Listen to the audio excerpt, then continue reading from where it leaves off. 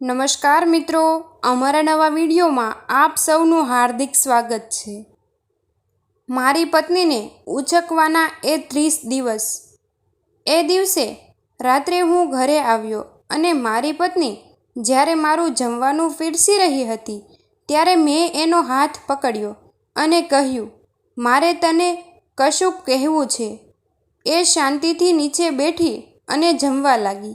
ફરી મેં તેની આંખોમાં જોયું અને મને જાણ થઈ કે મેં ખરેખર એનું મન દુખાવ્યું છે।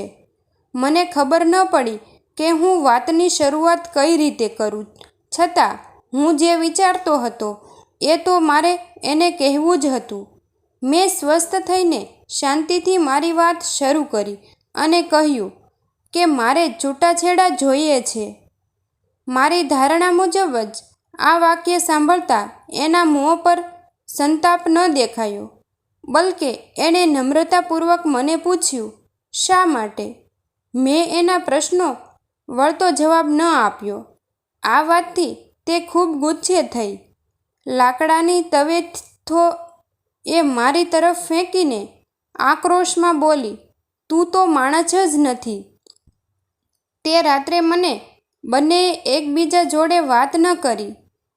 તે રડતી હતી। મને ખ્યાલ હતો કે એને એ જાણવું હતું કે અમારા વૈવાહિક જીવનને થઈ શું ગયું છે, પરંતુ હું એને સંતોષકારક જવાબ ના આપી શક્યો। મારું હૃદય હવે જેન નામની સ્ત્રી માટે ધડકતું હતું।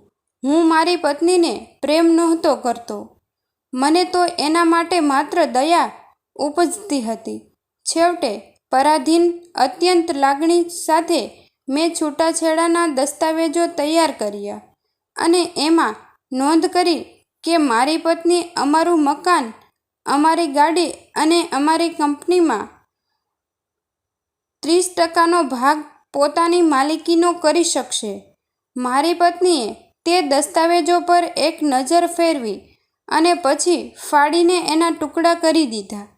જે સ્ત્રીએ મારી સાથે એની જિંદગીના 10 વર્ષ વિતાવ્યા હતા, તે મારી માટે આજે એક અપરિચિત વ્યક્તિ બનીને રહી ગઈ હતી અને એનો સમય, સહારો અને ઉત્સાહ વ્યય કરવાનો ભારે પસ્તાવો હતો। છતાં મેં જે કહ્યું એ શબ્દો હું પાછા નહોતો લઈ શકતો, કારણ કે હું જેનને બહુ જ પ્રેમ કરતો હતો। મારી ધારણા મુજબ દસ્તાવેજો ફાડ્યા બાદ મારી પત્ની મારી સામે બહુ જ મોટેથી રડી પડી। મારી માટે એના આંસુએ મારી આઝાદી કે મારા છુટકારાનો સંકેત હતો। છૂટાછેડાની વાતે મારા મન પર છેલ્લા કેટલાક સમયથી કબજો કરી લીધો હતો। એ હવે વધુ દ્રઢ અને સ્પષ્ટ થતી જણાઈ। બીજે દિવસે જ્યારે હું મોડી રાત્રે ઘરે પહોંચ્યો ત્યારે જોયું તો મારી પત્ની કંઈક લખી રહી હતી। આખો દિવસ પેલી જેન જોડે વિવિધ પ્રસંગોમાં વિતાવ્યા બાદ હું ખૂબ જ થાકી ગયો હતો। તેથી રાત્રિ ભોજન કર્યા બાદ ઊંઘી ગયો। હું વચ્ચે ઉઠ્યો ત્યારે મેં જોયું તો હજુ તે કંઈક લખી રહી હતી। ખેર, મને એની કોઈ પરવા નહોતી, એટલે પીઠ ફેરવીને હું સૂઈ ગયો। સવારે એણે અમારા છૂટાછેડા માટે અમુક શરતો મારી સમક્ષ મૂકી। એને મારી જોડેથી કશુંક જોઈતું નહોતું, પણ એને છૂટાછેડા પહેલાં 1 મહિનાની નોટિસ જોઈતી હતી। એણે એવી વિનંતી કરી કે 1 મહિના દરમિયાન અમે બંને એક સરળ વૈવાહિક જીવન જીવવાનો પૂરેપૂરો પ્રયાસ કરીએ। એની આ શરતો માટેના કારણો બહુ સરળ હતા, કારણ કે અમારા પુત્રને 1 મહિનાના સમયગાળામાં પરીક્ષાઓ હતી અને અમારા છૂટાછેડાને લીધે એના અભ્યાસમાં કોઈ બાધા આવે એવું તે ઈચ્છતી નહોતી। આ શરત મને મંજૂર હતી, પરંતુ એણે કેટલીક અન્ય શરતો પણ મૂકી હતી।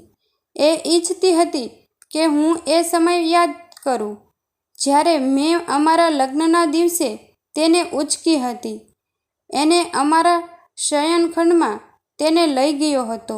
એણે એવી વિનંતી કરી કે હું એને આ 1 મહિના દરમિયાન રોજ સવારે અમારા શયનખંડમાંથી અમારા ઘરની મુખ્ય ઓરડીના દરવાજા સુધી ઉચકીને લઈ જઉં.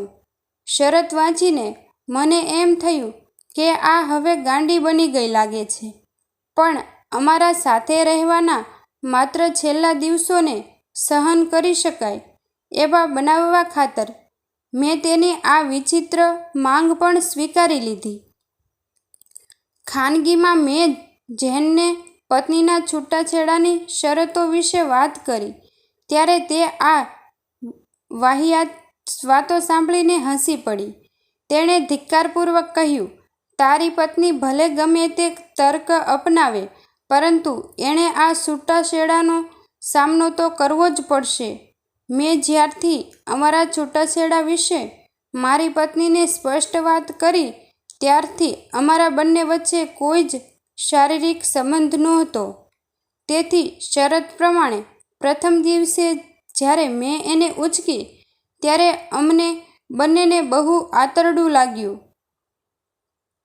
અમારો દીકરો તો અમારી પાછળ તાળીઓ પાડતો ખુશીથી કહેતો હતો કે આજે ડેડીએ મમ્મીને એમના હાથોમાં ઉચકી છે.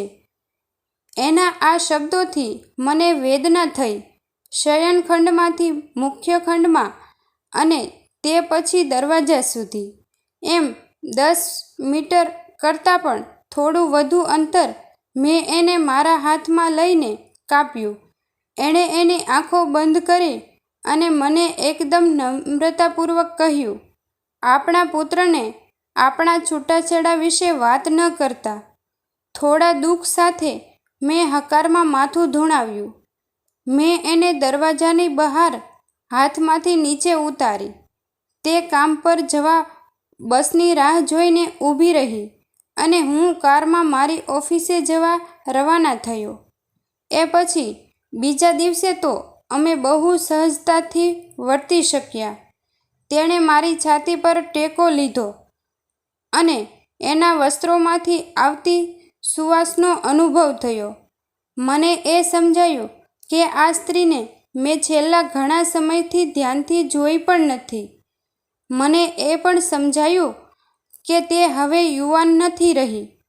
તેના મોં પર નાની કરચલીઓ છે અને એના વાળ પણ સફેદ થઈ રહ્યા છે. અમારા વ્યવહારિક જીવનને જાણે એના જોડેથી કર વસૂલવાનું શરૂ કર્યું હતું. એક ક્ષણ માટે તો હું વિસ્મયમાં મુકાઈ ગયો કે મેં આની જોડે શું કરી દીધું છે. ચોથા દિવસે મેં જ્યારે એને ઉચકી ત્યારે અમે ફરી નિકટ થઈ રહ્યા હોઈએ એવું મને લાગવા માંડ્યું. આ એ જ સ્ત્રી હતી જેણે એની જિંદગીના 10 અણમોલ વર્ષ મને સમર્પિત કર્યા હતા. 5મા અને 6ઠ્ઠા દિવસે મને અહેસાસ થયો કે અમારી નિકટતા વધી રહી હતી. મેં જેમને આ વાતની જાણ ના કરી. જેમ જેમ મહિનો વીતતો ગયો એમ એમ એને ઉચકવાનું મારે માટે સહેલું થતું ગયું. કદાચ આ રોજની કસરત મને મજબૂત બનાવી રહી હતી. એક સવારે તે અમુક વસ્ત્રો પસંદ કરી રહી હતી. તેણે અમુક પહેરીને માપી જોયા, પરંતુ બરાબર ફિટ બેસે તેવા એકેય કપડાં નહોતા. નિસાસો નાખતા તે બોલી, મારા બધા વસ્ત્રો માપ કરતાં મોટા થઈ ગયા છે. ત્યારે અચાનક મને અહેસાસ થયો કે તે કેટલી બધી પાતળી થઈ ગઈ છે. કદાચ એટલે જ હું એને સહેલાઈથી ઉચકી શકતો હતો. મનોમન મને થયું કે અરે રે, એણે પોતાના દિલની અંદર કેટલી કડવાશ અને દર્દ છુપાવી રાખ્યા હશે. હું એની નજીક ગયો અને તેના મસ્તકનો સ્પર્શ કર્યો. બરાબર તે જ સમયે દીકરો અંદર આવ્યો અને કહ્યું, ડેડ, મમ્મીને ઉચકીને બહાર લઈ જવાનો સમય થઈ ગયો છે. એની માટે તો એના ડેડી રોજ એની મમ્મીને ઉચકીને બહાર લઈ જાય એ એની જિંદગીનો જાણે એક અનિવાર્ય ભાગ બની ગયો હતો. મારી પત્નીએ દીકરાને ઈશારાથી નજીક બોલાવ્યો અને એને હૃદય સરસો છાંપી દીધો. મેં મારું મોં બીજી તરફ ફેરવી દીધું, કારણ કે મને ભય હતો કે ક્યાંક છેલ્લી ઘડીએ હું મારું મનમાં બદલી ન દઉં. પછી મેં તેને રાબેતા મુજબ મારા હાથોમાં ઉંચકી એને શયનખંડમાંથી મુખ્ય ખંડ અને પછી મુખ્ય ખંડના દરવાજા સુધી એને લઈ ગયો. એના હાથ મારા ગળા ફરતે એકદમ નાજુક રીતે વીંટળાયેલા હતા. મેં એનું શરીર એકદમ સજ્જડ રીતે પકડી રાખ્યું હતું, બરાબર એ જ રીતે જે રીતે અમારા લગ્નના દિવસે પકડ્યું હતું. પરંતુ એના આટલા ઓછા વજનને લીધે હું દુઃખી હતો. મને થતું કે શું કામ એ જીવ બળતી હશે. છેલ્લે દિવસે જ્યારે મેં એને મારા હાથમાં ઉંચકી ત્યારે હું એકદમ પણ આગળ ન વધી શક્યો. દીકરો એ સમયે નિશાળે ગયો હતો. મેં એને એકદમ સજ્જડ રીતે પકડીને કહ્યું, મને એવી ખબર પડી ગઈ છે કે આપણી જિંદગીમાં નિકટતાનો અભાવ હતો. એ પછી હું કાર લઈને ઓફિસ ગયો. કારને લોક કર્યા વગર એમાંથી ઝડપભેર કૂદકો માર્યો, કારણ કે મને એ ભય હતો કે કોઈ પણ પ્રકારનો વિલંબ મારો વિચાર બદલી દેશે. હું સીડીઓ ચડીને ઉપર ગયો, જેને દરવાજો ઉઘાડ્યો અને મેં એને કહ્યું, સોરી જેન, મારે હવે છૂટાછેડા નથી જોઈતા. તેણે મારી સામે આશ્ચર્યપૂર્વક જોયું અને પછી મારા કપાળ પર હાથ ફેરવ્યો. તને તાવ તો નથી આવ્યો ને? મેં એનો હાથ મારા કપાળ પરથી હટાવ્યો. સોરી જેન, મેં કહ્યું, હું છૂટાછેડા નથી લઉં. ખાસ તો મારું વૈવાહિક જીવન એટલે નીરસ હતું, કારણ કે અમે અમારી જિંદગીના મૂલ્યોની કિંમત સમજતા નહોતા. હકીકતે એવું નથી કે અમે એકબીજાને પ્રેમ નહોતા કરતા. હવે મને અહેસાસ થાય છે કે જ્યારથી અમારા લગ્નના દિવસે હું એને મારી ઘરે લઈ ગયો હતો, ત્યારથી અમારું મૃત્યુ અમને અલગ ન કરે ત્યાં સુધી મારે એને સાથ આપવાનો જ હોય. મારી વાત સાંભળીને જેન જાણે અચાનક નિંદ્રામાંથી ઉઠી હોય એમ અવાક થઈ ગઈ અને મને જોરથી એક તમાચો માર્યો અને પછી એટલા જ જોરથી દરવાજો બંધ કરીને સોધાર આંસુએ રડી પડી. હું સીડીઓ ઉતરીને નીચે ગયો અને પછી કાર લઈને નીકળી ગયો. રસ્તામાં એક ફૂલોની દુકાનમાંથી મેં મારી પત્ની માટે ગુલદસ્તો ખરીદ્યો.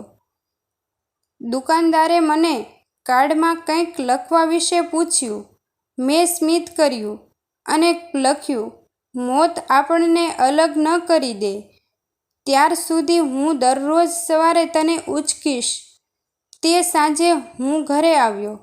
મારા હાથોમાં ગુલદસ્તો અને મુખ પરની મુસ્કાન સાથે હું સીડી ચઢી ઉપર મારી પત્નીને મળવા ગયો, પણ એ સમયે એણે એના દેહનો સાથ છોડી દીધો હતો.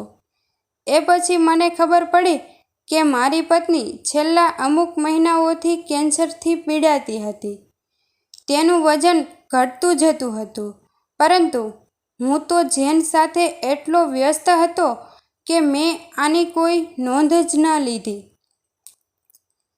એને ખબર હતી કે તે જલ્દી જ આ સંસાર ત્યજી દેશે. મારા દીકરા સામે મારી કહેવાતી છાપ ખરાબ ન થાય એટલે તેણે છૂટાછેડાની વાત આગળ ન ધપાવી. કમસે કમ હું મારા પુત્રની સમક્ષ એની આંખોમાં એક પ્રેમાળ પતિ તરીકે રહી શકું, તેથી તેણે આમ કર્યું. થેન્ક યુ મિત્રો.